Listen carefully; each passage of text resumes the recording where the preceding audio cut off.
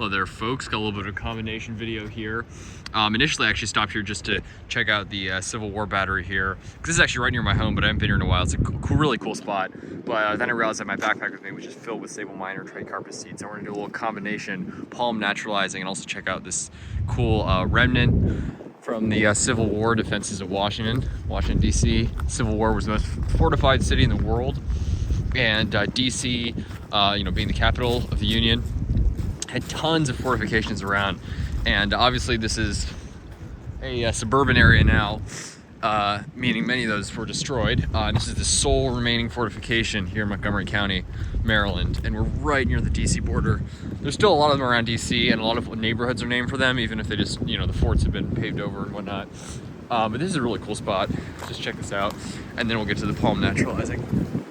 But it is a cold day here. It's like 40 something. Not very nice out. So weird. It's been so warm. We had like a few days of this, cold 40s window, and then it's supposed to warm back up 65 or something on Friday. So that'll be really nice. But check this out here. So you can see the informational plaques here. This is what it used to look like. You can see the earthwork. So he would have had earthwork here, which is still intact here. You can see within this fenced off area, you can sort of see a snake along there. For those of you broadleaf evergreen lovers too, you got the American holly in there, classic. Unfortunately, lots of invasive species in here too. English ivy just blankets the forest here, which really sucks, but it's really cool fortification. Pretty neat that it's still preserved here. This is one of the cool things about DC is all the Civil War stuff.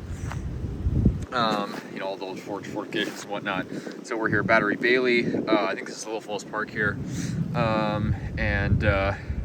Yeah, so originally there's Fort Sumner there, Battery Benson. So there's another battery like right across there, which is now long destroyed. But you can see what a battery like this would have looked like. So a battery is like a small fortification with basically like just a small fortification with earthen embankments. And yeah, very, very few of them in the DC area saw combat. I think Fort Stevens is the only part of the Civil War fortifications that actually saw combat. But obviously these are built for protection. And you can see all these nice American holly trees here. So you can see that, things starting to turn green. Fortunately, these are the invasive. I forget what these are. These little shrubs here. But you can see the walls of the fort. Pretty neat. Unfortunately covered in English ivy. Really nice though. There's a bridge down there. And it's really cool to check that out. If you're ever in DC, one of the cool things you can do, there's a lot of them in Rock Creek Park. You can check out some of these old forts. So some of these things built like 1862 or 3, something around then, in the middle of the war. It's pretty cool to see those nice earthen walls here. Reminds me of all the ancient earthworks in Ohio. Anyways, let's get on with the naturalization here. So it's a nice forested area though, Got some sable minor seed here. You guys know my setup here. Got the trackies in a bag there. Sable minor below that. This is sable minor. Looks like some bamboo actually starting to shoot up here. So unfortunately there's some invasive bamboo. What people don't realize is there was actually native bamboo in Maryland too. So to say bamboo is invasive, yeah, it's just invasive. It's just not for anything. It's interesting. Because there's native bamboo as well. We got, I think, 1 native species here in Maryland. Several south of here. Once you go to the south, there's quite a few native species. I think 6 or something down south. And yeah, U.S. has native. People think bamboo is only from, East Asia. No, it's all over the place, including here. We got native bamboo. I think it's pretty cool. Bamboo is really not that invasive if you keep it checked. The thing about it is it sort of more spreads like a colony. It doesn't like seed like crazy. Like sort of, English ivy is obviously much more harmful. Here, yeah, it's a nice little park here.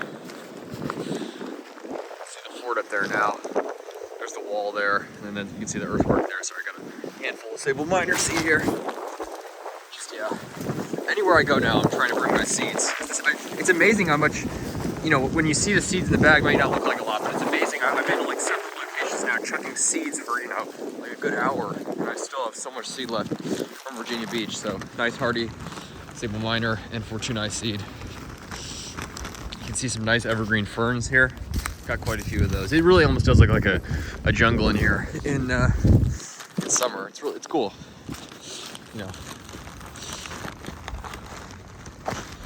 But I'm not a huge fan of the deciduous looking winter, as I've said. So we're gonna try to, you know, get it a little more green with some of these palms. Here's some Fortunae seed. Get that stuff in there. Head down to the creek here. This is a nice area. Nice little trails. I was back here a number of years ago and I saw some, like 4 of them, like snakes that were in like a den just upstream. So there's snakes here. There's crawfish, crayfish, you know, however you call them. Look at these seeds. Yeah, but it's a good spot for palm naturalizing. Hills means microclimates. And again, yeah, DC's a very hilly city, so it's a good thing. It sort of straddles the Piedmont coastal plain region. So once you go east towards Annapolis, it's completely flat, pretty much. And then once you get west for like north, you know, slightly west, I guess, just north of the city, basically, it's more hilly here. You can see some bamboo along the creek there. Really, really nice. But yeah, let's just head across here. I won't spend too long here. It is a bit cold out, but you can see all the flowers popping there. I actually don't know if these are invasive. If you guys know, I'd love to know what kind of flowers these are. These little yellow guys, really beautiful, honestly. The fact that it is, you know, still trees are mostly brown. Everything's starting to bud now. I can see all the buds up there, but the fact that it's mostly brown and you got all the green here, that's a pretty cool sight. So let's actually get a shot of that. Check that out. Really nice. So yeah, got some history, got some palms, got everything. I like all the Civil War forts and stuff. I think they're pretty neat. Just cool to have. Glad some of them, you know, were safe from development. Just like the earthworks in. When I was in Ohio, I always check out all the mounds there, the ancient mounds, Native American mounds there, from like 2,000 years ago, and thankfully, a few of them have been saved, and unfortunately, so many have just been destroyed by development. But this is actually a perfect spot here. So you see that creek's too busy. You know, if I chuck sable miner seed in there, it's just gonna float away. Maybe it'll land somewhere else. But you can see this here, just like some oil there, unfortunately. But this is a perfect area. Mud, that is perfect sable miner territory. That is actually ideal. So let's try to get. Oh, this is trachea seed. I'm scattering trachea seed. Anyways, let's check some there. But you go further down, get some sable miner seed. There you go. Beautiful.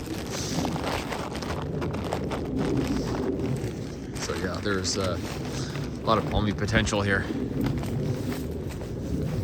And yeah, I'm just still wishing more garden centers carried palms here. More garden centers, I mean, none of them do. It's a real shame. And again, I'm sure they'd be purchased. You know, it's like a potential real source of money for these garden centers. They just don't know that it's there. It's a real shame. We just gotta keep spreading the word and spreading the seeds. And that's what I'm trying to do. Do this in your own area. So someone was mentioning the other day, they're in the Baltimore area, and they were asking about spreading seeds around. They're like saying that they want to do that, and yeah, it's absolutely doable. Sable miner, fully hardy there. Fortunae, probably have similar hardiness to here. I mean, decently hardy, especially by the water. You know, Baltimore's pretty similar zone to here, and it is the advantage of being on the bay too. So, or close to it at least. So, really, really nice. But just want to share that with you folks. Yeah, beautiful down here. Look at this. So it is nice, and you can imagine this in the spring and summer and fall. It's very beautiful. Big American holly there. See these bamboo down there. Check those out. Nice big. Beautiful, beautiful. See that cell tower down there? It's nice. Let's get a shot of that. All the seed. Really nice. Beautiful.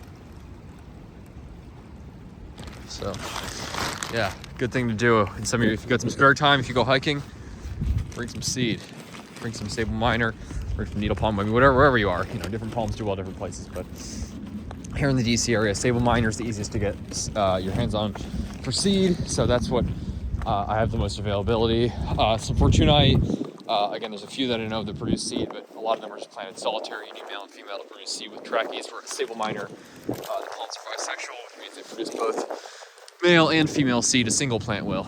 set up this way actually, meaning that one plant produces seeds on its own, so a lot more of them have seed here. So basically, once they get to a certain age, which isn't that old, considering how slow growing they will produce seed. And then needle palms very, very rarely have seed here, even though they're the most common palm. I think you also need male and female to produce seed, and they are just so slow growing. But I've never scattered needle palm seeds, but now I'm getting the Fortunae in here, and I've scattered lots of sable minor seed. But I was actually thinking about scattering seeds here, and it's just a coincidence that I decided to stop here, check out the old fort, and now what do you know, I have my seed scattering bag with me. That's some Fortunae, that's some needle palm, sable minor, I mean. But needle palms, obviously, I'm sure would naturalize just as well here. You know, despite the fact, they're very slow growing, so it'd take a while, but the seed is hard to come by, and if you want to buy some online, it's definitely much more pricey. Look at this thing, already very green. Here's the backside of the battery. Just a little tour of this park here. Gonna just a second. Get some Fortunae there.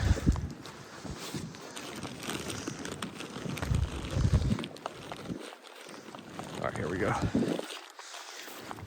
More Fortunae back there. So just want to share that with you folks. Sable minor naturalization here. You can actually see where the 3 different, 1, 2, 3, and then I think there's 5 of them or something, but these are like the mounds, and I guess they would have had like a cannon or something stationed in between there, but really cool. You see where they go down, back up. It's good they have these fenced off, because it's one of the ones closer in the city. People walk on them and dirt bike on them. That just eats away at the soil. The English ivy definitely doesn't help, because it sort of, it may, it basically makes it actually erode faster around the ivy. So just want to share that with you folks. Good old palm naturalization here, and yeah, Civil War battery here in DC, in Montgomery County, close to DC. There we go, folks. Take care. Have a good one.